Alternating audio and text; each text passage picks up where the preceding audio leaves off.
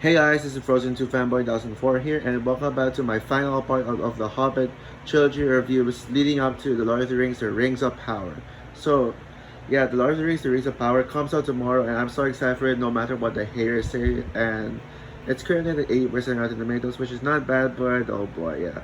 I already made a video addressing the haters and stuff, so let's just stay on topic with this film. So yeah, The Hobbit, The Battle of the Five Armies is the concluding chapter of the Hobbit trilogy, setting up Lord of the Rings: The Fellowship of the Ring, and the film tells the story of after Smaug burns the village alive. The citizens, the villagers escape to a better place, but then the war comes when the elves arrive and the Doors will want to protect the gold when the orcs come for it. So yeah, that's the best I can explain. And yes, this is a war movie, um, just like Return of the King. So yeah, just let you guys know, this is the only Hobbit movie. This is the only Middle Earth film I've seen in theaters, and I mean the only one. I didn't watch Unexpected Journey and Desolation of Smaug in theaters. I wasn't born yet until I wasn't born yet when the Lord of the Rings trilogy came out.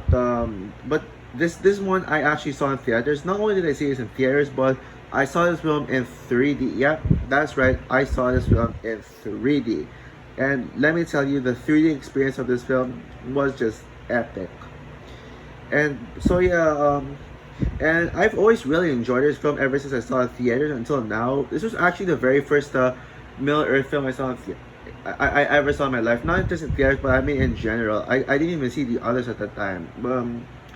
I actually tried to watch Unexpected Journey, but honestly, I just couldn't really get past it because, I'm sure you know how slow the first hour is, and I just couldn't really get past it at the time. But I really enjoyed this one, and I know sadly this has the most poorly received. This is the most poorly received out of all the Middle Earth films, and yeah, many people were let down by this film. I had so much complaints, and yeah, said that this was the worst Middle Earth film.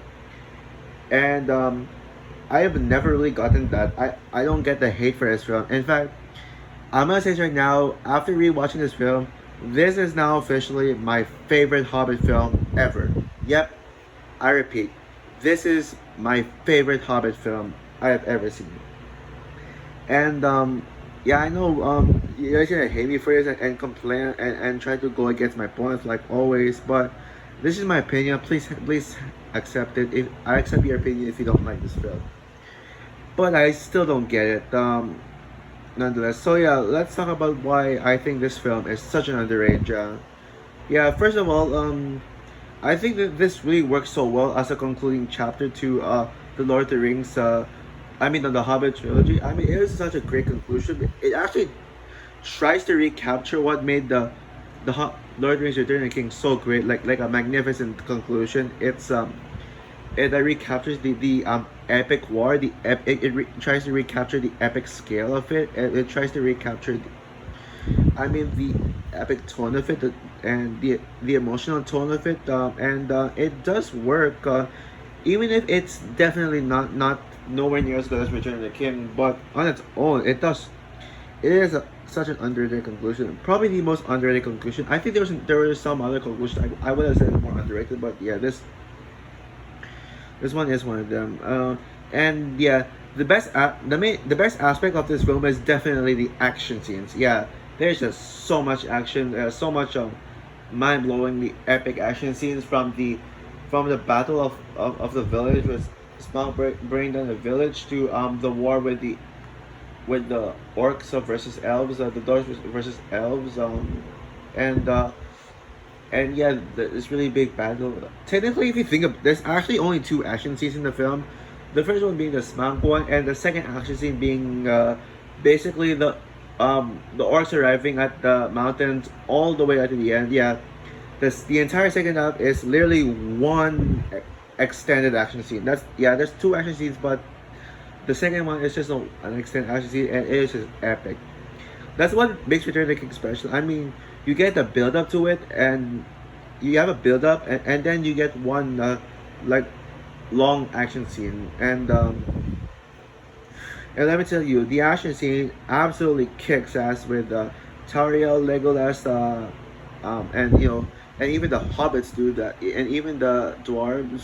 But the character that kicks ass the most, and my favorite character in this whole film, has to be Bard. Yep, Luke Evans' character. Yeah, he was definitely a standout. The moment he defeated Smaug in the beginning of the film, I he was automatically my favorite character because like I mean, I just want to see more from him, and like now, like he defeated Smaug, he actually became king. He like everyone started to look up to him, and he and considering that the king of that village was dead, like because of Smaug, like his body landed on him. Yeah, Bard was a new king, and he like did everything he could to save his family. Not only that, but save his village as well. So he does a great job amassing those while still kicking ass. Um, and what else do I got? Oh yeah, let's talk about Thorn for a bit because honestly, Thorn was actually the main character of this film. Yeah, just like he was kind of the main character in Desolation of Smaug, but here he is the real main character this time around. Yeah, he actually kind of became a little villainous, like ever since like he was named king, and he all of the dwarves went to the lonely mountain and tried to keep the treasure, and then Thorin became king because of that, and actually yeah, that's how he became a little villainous. Like he wanted to start a war with the elves. Sorry, I keep confusing elves with dwarves. My apologies. But yeah, he wanted a war with the elves in order to keep them away from getting the gold. But the elves wanted the gold to keep the poor villagers safe and rich, and make them rich, and that's a great conflict right now. That's such a very strong conflict that led to war. Well, until the orcs came and tried to attack the village. And yeah, so yeah, and then Thorin really grew as a character in the end, learning like that he was not a good king and he wanted to be a better leader. Um, Honestly, Thorin was so relatable in this as like my for, as me for as the so-called king of the frozen community, as everyone in the community, like in the frozen community, calls me king and stuff like that. And yeah, I also love how this.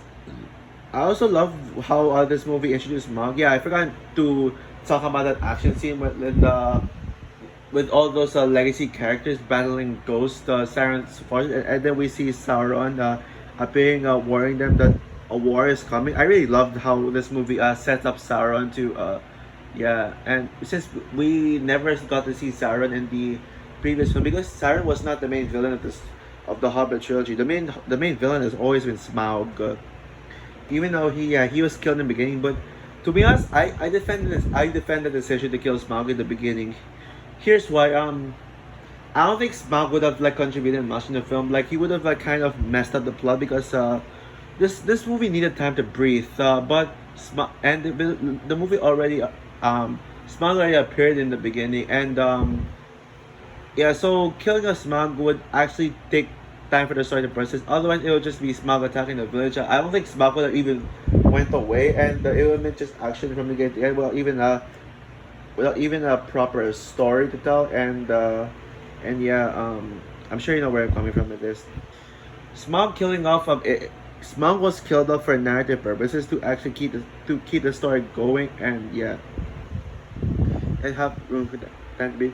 One thing I really like about this film is that it's able to give some side characters, like characters we didn't get to recognize in the previous film, like for example, they gave them more things to do. Like for example, Alfred was actually a major character now. He was a character we forgot about in Desolation of Smaug, but now he feels like a real genuine character. Yeah, he wanted to serve serve the proper master after his master was killed by Smaug, and and everyone called him a murderer, a liar, a thief. But Bard really believed in him and wanted to make him his servant, and that's really great character development right there. And yeah, so nothing much to talk about now. Do we have any criticism for this film? Well, I will say I wish it was longer since it's only 2 hours and 20 minutes, making this the shortest Hobbit film. However, it didn't really bother me all that much. Yeah, this movie made me feel really good. This movie made me really happy, and I couldn't really find any actual criticism besides one wishing the runtime was longer. Earlier today I watched the She-Hulk episode 3, and that post credit scene really made me angry. It really traumatized me. Yeah, I mean it's like yeah with yeah I don't want to talk about that. So I immediately put on the Hobbit. Like for 5 minutes, I was just sitting down so depressed, like thinking about that moment. And then I put in the Hobbit, the Battle of the Five Armies, and it definitely cured me from being traumatized. It made me forget about the moment, and it just made me really happy. So yeah, overall, the Hobbit, the Battle of the Five Armies is one of the most underrated films I've ever seen, alongside Spectre and Man of Steel, I guess. If that counts at this point. Yeah, I would say this is probably my second favorite, the second movie I like that everyone else hates behind Spectre. This is such an underrated film. I never really understood the hate for it, or why people say this is the worst military film. I think it's any day over both the Desolation of Smaug and especially Unexpected Journey, which I still liked, but definitely the weakest one. So yeah, on a scale of 1 to 10, I'm gonna give The Hobbit, The Battle of the Five Armies a 10 out of 10. So that's my review for The Hobbit, The Battle of the Five Armies, and that concludes my Hobbit trilogy reviews leading up to The Lord of the Rings, The Rings of Power, which comes out tomorrow. So yeah, um, so I'm gonna be reviewing the Lord of the Rings trilogy. Leading up to Rings of Power's finale. I'm sorry, I didn't have time for it, but don't worry, I'll get to the Lord of the Rings eventually. So yeah, what's your opinion on The Hobbit, The Battle of the Five Armies? Do you agree with me that this is the best Hobbit film ever made?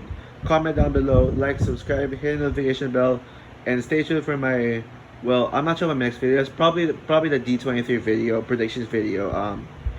Bye guys.